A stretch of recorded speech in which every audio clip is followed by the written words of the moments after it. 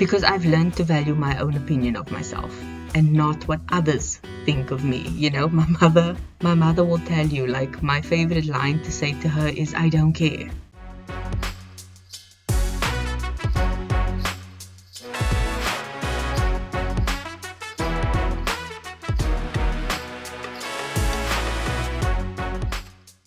Hello and welcome back to the podcast. I hope you are doing well. I am recording this a bit on the last moment, but that's fine.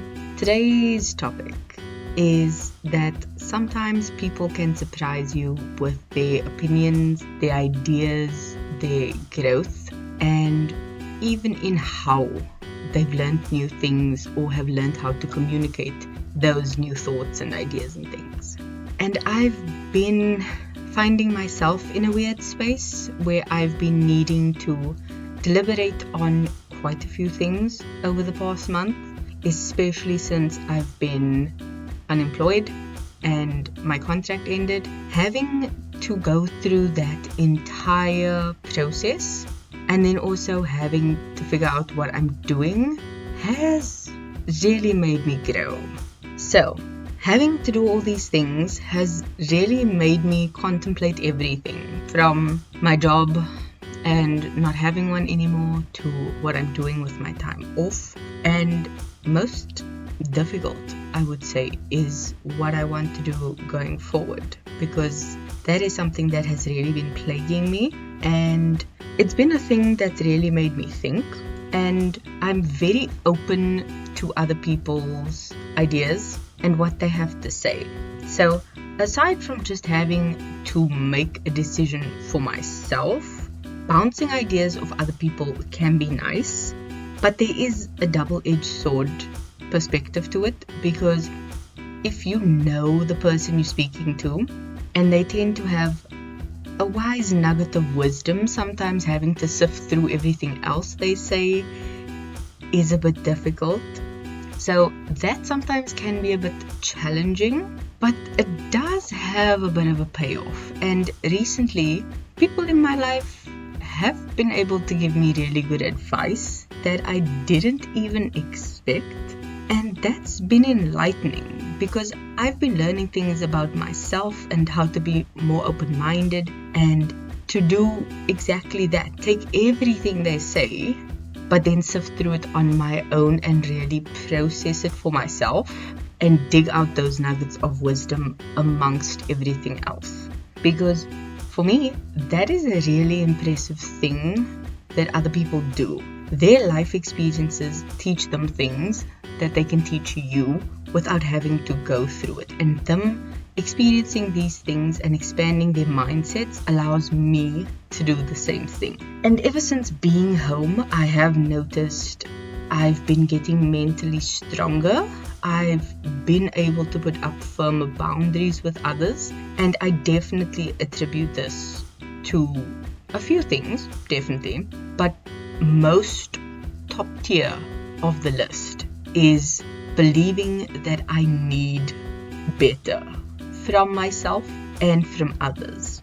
Because once you stand up for yourself and you just have the realization that, wait, I am worth way more than I'm being treated right now, that is a momentous occasion. That is the domino that will change everything in your life. And once it falls, it's the best thing ever.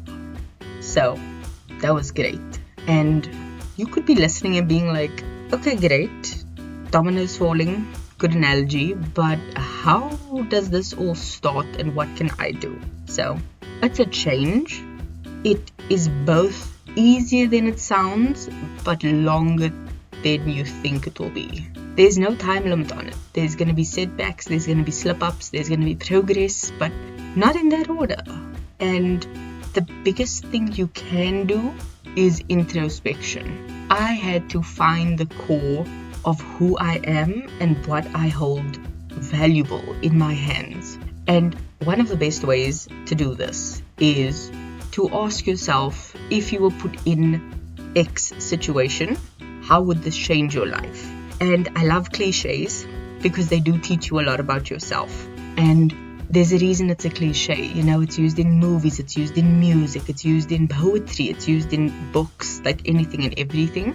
Ask yourself, if you won a lotto-sized amount of money, would you be the same person or would you change? If you became famous overnight, would you become a diva or would you still be yourself? These types of cliche things really help you see who you are and what you value. If you found your love of your life tomorrow, would you change to please them or would you still be you, knowing they are your soulmate, they are your partner? How would you change?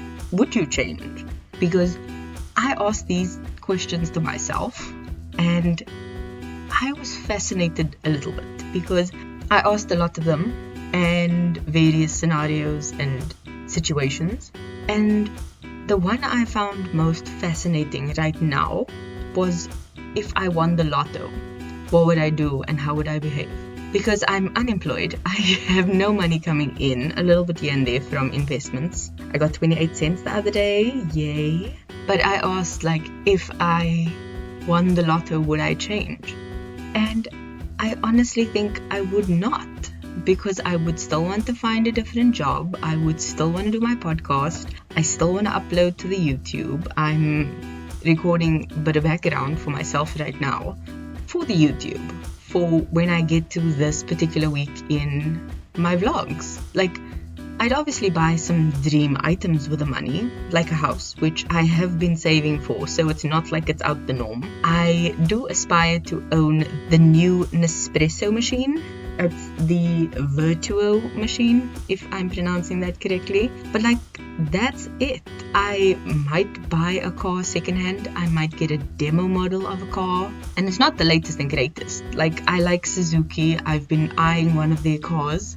But money doesn't really matter to me. I remember 2 of my previous bosses either promising me money and not giving it, or trying to use money to motivate me, and I gave them a blank stare that kind of scarred their soul, because they were just like, oh, you could get this amount of money, and I'm just like, I don't want that. That's not why I'm here. I'm here to work, and yes, I will happily earn the money, but I'm not gonna go and do this additional thing on a commission basis to earn extra money. That does not hold any value to me. That's not what I want. And yeah, I don't care about money, but I do understand that I need money to survive. But it's never going to be the end all and the be all of who I am. The amount of money in my bank account does not change who I am in any way, shape or form. And I think I'm very grateful for that. Just in the same way, I don't think going viral or getting fame online will change me, because I've learned to value my own opinion of myself and not what others think of me. My mother will tell you, my favorite line to say to her is, I don't care. Because either I don't care what that person thinks of me or judges me, or I don't care about whatever it is we are discussing and feel it's a waste of my time and energy to put anything into it. It's not worth me caring about it, so I don't. Which is kind of the whole point. It's all about you, what you hold value to, how you see yourself, how you think of yourself. It's your value above others moving goalposts for you. And once you figure that out and realize everyone's too busy caring about themselves to judge me or care about me or have an opinion of me in any way, shape or form, you'll be much better off. And I mean, I've been vlogging facelessly, I would say, in quotation marks, for a while, and now I just don't care. And the beauty is that old footage I would have been scared to upload with my face in and would have tried to figure out how to cut out, I now can just put online and actually laugh at how crazy I was feeling about it, because it's not the end of the world. Who cares? And one of the best discoveries, aside from valuing myself and not caring about others' opinion of me, is that I was able to stand up for myself, to be treated better, and speak up for myself. Not only to be treated as a person, let alone an employee, but as a contributing member in society. I'm not just here and leeching off the government. I'm actually doing things, I'm helping people, I'm doing what I can where I can. And I am a person with multiple passions that I want to pursue.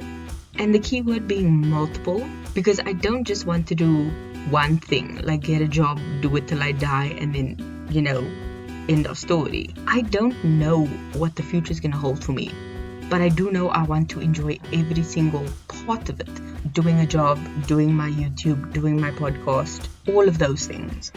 Self-discovery is the best thing I could recommend, and I would definitely suggest shadow journal prompts. I've mentioned them before, and also just journaling. That will help a lot, especially when you are constantly reflecting. It helps. I heard someone speak about finances, funny enough, and they actually mentioned something along the lines, I think it is, anything that gets inspected gets respected. And I was just put down the phone and walk away. Like, let that process, let that marinate, because that is beautiful. Once you inspect yourself, you will respect yourself and be like, I'm worth more, I hold more value, I am an incredible person, and I deserve to treat myself with respect. Because if you don't treat yourself with respect, no one else will. I don't want to keep rambling, it's late at night. But in conclusion, I am still discovering myself, but I do feel I have made very long strides, especially in this first year of my 30s. Like, I am a whole 31 years old and I'm still growing, I'm still learning. And I think one of the biggest lessons of the past year has been to trust your instincts.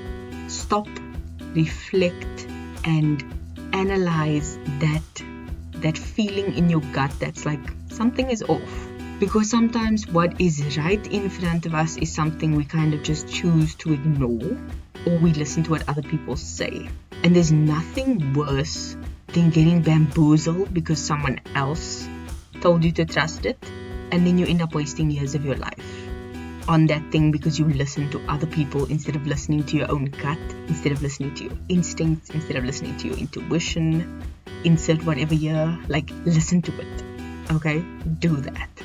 Most importantly, biggest tip I can give you, vet people before letting them into your life. Trust me, it'll be the best work you do up front. And if you have people in your life that aren't working out, ruthlessly cut them off. Cut them out, move past. Because people who don't give you the same 100% you give them are not worthy of having you in their life. This is not a high school group assignment where you're going to do the work, someone else is going to take the credit, another person's going to come in with like 10%, and someone is just sitting in the corner the whole time. That's not how this works. This is your life, and you are worth the full 100% commitment of the people in your group, in your closest circle. As the saying goes, you are the sum of the 5 people you spend the most time with. So choose those people wisely. Do not let them slip into your circle. You don't want a traitor in your midst. Done and dusted. That is my spiel. I'm getting off the soapbox and introducing the song of the week, which is Team by Iggy Azalea. This song happened to pop up on my hip hop playlist, and that's just how I knew I had to use this song. I'm gonna leave it linked down below. Go listen to it, especially lyrically, because she literally is like, baby, I got me. Okay? You need to have you. You are on your own team. You need to take this seriously, and you need to take care of yourself first. So do that.